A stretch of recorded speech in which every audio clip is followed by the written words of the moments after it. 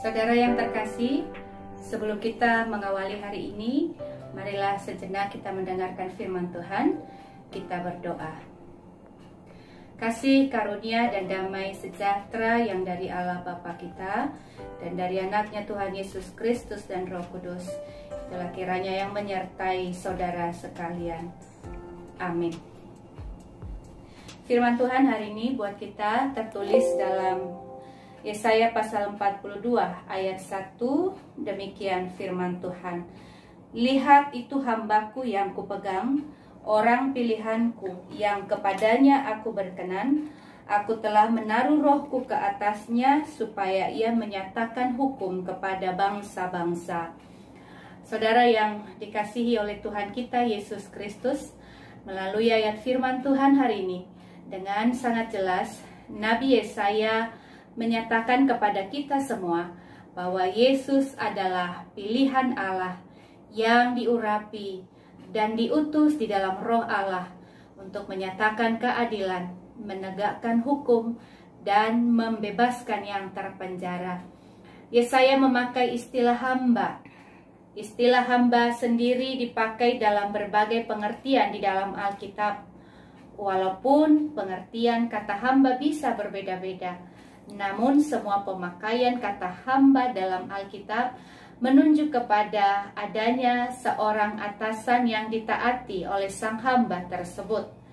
Dalam bacaan Alkitab hari ini, istilah hamba dikenakan secara khusus sebagai nubuat tentang Yesus Kristus, Sang Mesias yang dijanjikan Tuhan di sepanjang Perjanjian Lama. Tugas utama sang hamba Tuhan dalam nubuatan di kitab Yesaya ini adalah menyatakan hukum atau menegakkan hukum. Akan tetapi tugas itu dilakukan bukan dengan kekerasan atau dengan pemaksaan, melainkan dengan menjadi teladan serta melalui tindakan penyelamatan.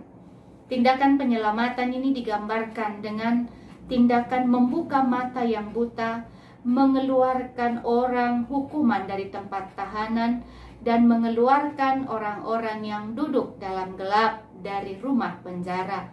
Hamba yang dipilih dan ditetapkan itu diperlengkapi dengan roh Tuhan.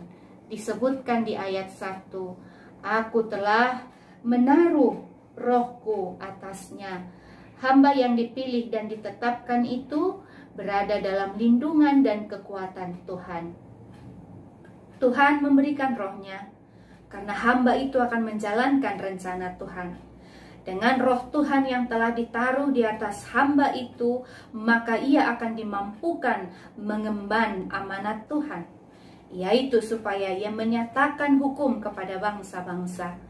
Hukum Tuhan itu pun didasarkan pada cinta kasih-Nya kepada ciptaannya.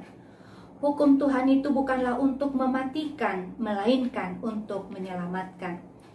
Saudara-saudara yang terkasih di dalam Yesus Kristus Tuhan kita, demikian pula setiap orang yang percaya kepada Tuhan Yesus, termasuk setiap orang yang mengaku sebagai hamba Tuhan, harus hidup dalam ketaatan kepada seluruh kehendak Allah.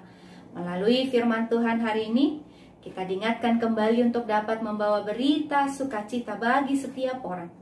Kita dipanggil untuk membebaskan orang-orang dari kungkungan kegelapan dan membebaskan mereka dari penderitaan.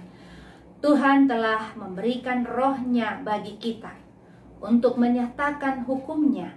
Oleh sebab itu, marilah kita memohon kekuatan kepada Tuhan agar kita dipimpin untuk menunaikan tugas panggilan kita sebagai orang percaya.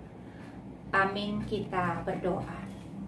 Terpuji Engkau Allah di dalam Yesus Kristus Tuhan kami, yang memberkati kami hari ini melalui firman yang telah kami dengarkan. Berkatilah kami dan juga firman-Mu menjadi sumber kekuatan, penghiburan, penuntun dalam perjalanan hidup kami hari ini. Terima kasih Tuhan. Dalam Kristus Yesus kami berdoa mengucap syukur. Amin.